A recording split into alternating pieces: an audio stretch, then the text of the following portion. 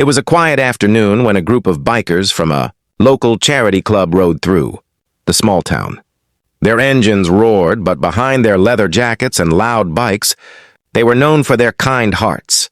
They helped kids, raised money for hospitals, and stood up for anyone in need. As they stopped at a cafe for a break, a small boy about 8 years old walked toward them. He looked nervous, holding an old backpack. His clothes were dusty, and his eyes were red, as if he'd been crying. One of the bikers, a tall man named Jack, bent down and asked softly, "Hey, buddy, what's wrong?" The little boy took a deep breath and said, "Can you please take me to jail?"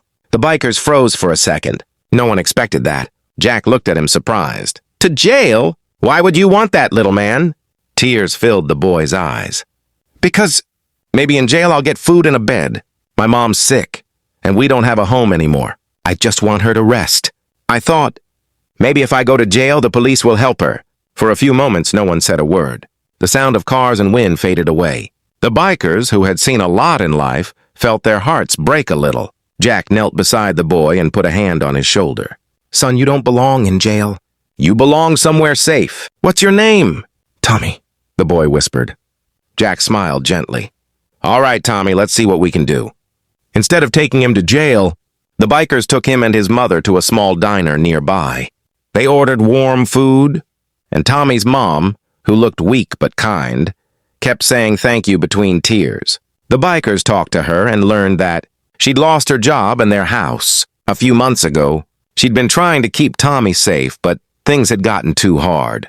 Jack made a few phone calls. Within an hour, more bikers arrived with groceries, blankets, and even a small donation they'd raised among themselves. They arranged for a local shelter to give the mother and son a place to stay until she could find work again. Tommy couldn't believe it. "You're not taking me to jail?" he asked quietly. Jack laughed and shook his head. "No, little man. We're taking you home." The boy ran up and hugged him tightly.